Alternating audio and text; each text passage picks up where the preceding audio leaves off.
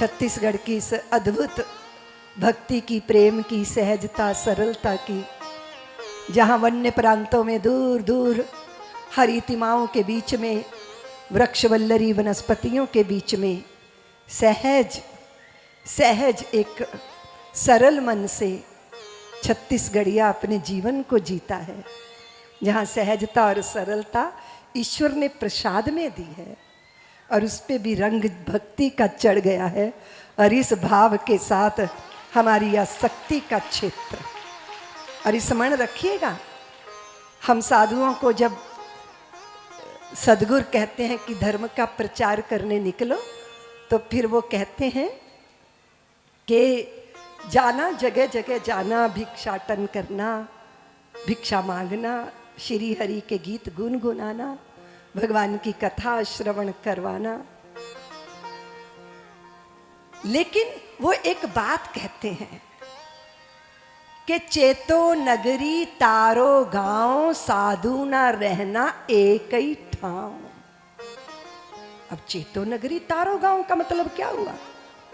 इसका मतलब है कि जो महानगरों में लोग रहते हैं उनकी बुद्धि बड़ी प्रबल होती है, लेकिन जो गांव में रहते हैं उनका हृदय बड़ा प्रबल होता है। और जिनका हृदय प्रबल होता है, भावना प्रबल होती है, उनके तरने की संभावना ज्यादा होती है। जो बुद्धि की कतर बेउंत में लगा है वो बेचारा जोड़ घटाओ के चक्कर में है, लेकिन जो बुद्धि के शिखर से उतरकर हृदय की अंतस्थल में आकर विराजमान हो गया, जिसके लिए प्रेम भाव, जिसके लिए अर्पण समर्पण, जो सहज है, जो सरल है। और यहाँ भगवान भी सहज और सरल है। जब भगवती जानकी ने भगवती गिरजा भवानी से मन वांछित वर की कामना की, तो उनको आशीर्वाद जो मिले थे वो क्या थे?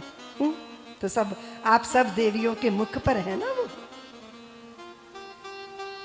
मन जाहि राजो मिलहि सो बर, सहज सुंदर सावरो। आप देखो सुंदरता कहाँ है? जहाँ सहजता है वहाँ सुंदरता, और जहाँ सहजता है वहीं शांति है, जहाँ सहजता है वहीं तृप्ति है। हम असहज हो गए क्योंकि हम बुद्धि और मन स्वयं को समझ बैठे, हम शरीर को ही मैंपन समझ बैठे, हम असहज से जुड़ गए और हम असहज हो गए। क्या क्या आशीष मिला? मन जाहि राजो मिलहि सोबर, सहज सुंदर सावरा, करुणा निधान सुजान शील, स्नेह जानत रावरो, करुणा निधान सुजान शील, स्नेह जानत रावरो। एई भांति गौरी आशीष सुनि सिय सहित हिय हर्षित आई, तुलसी भवानी पूज पुनि पुनि मोदित मन मंदिर चले। जय जय जय। क्या चाहिए? क्या चाहिए? वे जो हमारे अभीष्ट हैं, वे जो हमारे इष्ट हैं, वे जो हमारे आराध्य हैं, और जब हम उनका चिंतन करते हैं तो हम में सहजता आती है, हम में निर्मलता आती है, हम निर्दोष हो जाते हैं, हमारा चित्त निष्कपट हो जाता है, हम शुद्ध साफ अंतःकरण के स्वामी हो जाते हैं। और ऐसे ऐसे शुद्ध हृदयों के बीच में, ऐसे निष्काम निर्दोष हृदयों के बीच में भगवान आनंद बनकर उतर आते हैं, आनंद बनकर।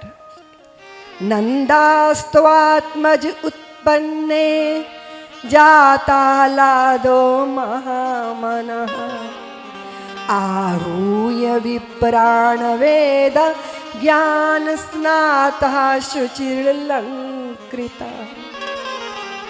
नंद के घर में लाला नहीं, नंद के घर में आनंद का प्राकट्य हुआ। आनंद का प्राकट्य। हम चर्चा कर रहे थे ना कि सुख के विपरीत दुख है, लाभ के विपरीत हानि है, हर्ष के विपरीत विषाद है, संयोग के विपरीत वियोग है, पाने के विपरीत खोना है, आने का विलोम जाना है और खिलने का विलोम मुरझाना है। पर आनंद का कोई विलोम शब्द है ही नहीं, ना शब्द है ना स्थिति है, वो परमानंद है, वो सच्चिदानंद।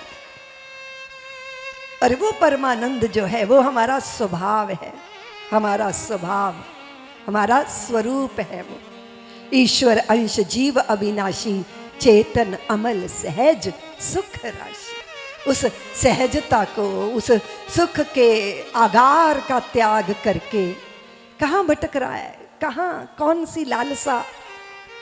जहाँ सहजता है वहाँ प्रभु का प्राकट्य होता है। आपने देखा कि नंद भवन ब्रजमंडल बहुत अद्भुत आनंद में विभोर है।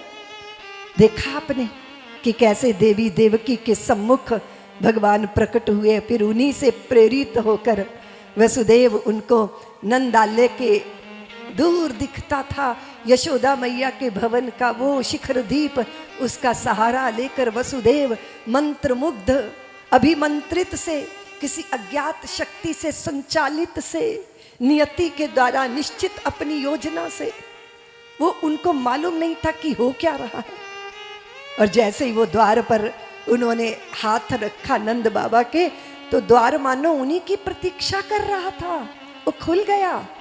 सिर पे टोकरे में भगवान है और वे सौर्य ग्रह के सामने जाकर खड़े हो गए। अंदर से आवाज आई, वसुदेव ये क्या आचरण है, ये क्या व्यवहार है। यशोदा भाभी के शयन कक्ष में बिना शब्द किए, बिना पुकारे, बिना संकेत किए जाना उचित नहीं है। लेकिन शीश पे बैठे भगवान बोले कि होंगी आपकी भाभी, मेरी तो मैया है, और मैया के तो अंक में लिपट जाने का और किसी भी समय में पहुंच जाने का पुत्र का अधिकार रहता है। आश्चर्यचकित हो गए वसुदेव जी जब उन्होंने सौरी ग्रह के द्वार के अंदर झांक के देखा तो यशोदा मैया सो रही थी और उनके पार्श्व में बगल में दुग्ध धवल कन्या, वो देखकर आश्चर्यचकित रह गए। दीवारों का सहारा लेकर सारी गोपांगनाएं, देवियां, दासियां सब बैठी बैठी सो रही थी, मानो होने वाले की प्रतीक्षा कर रही हूं। और वसुदेव जी धीरे से गए और जाके अपने नीलमणि को यशोदा मैया के पार्श्व में लेटा दिया और वो दुग्ध धवल कन्या को उठा के टोकरे में रख लिया। विवेक ने कहा, वसुदेव क्या कर रहे हो, चोरी कर रहे हो।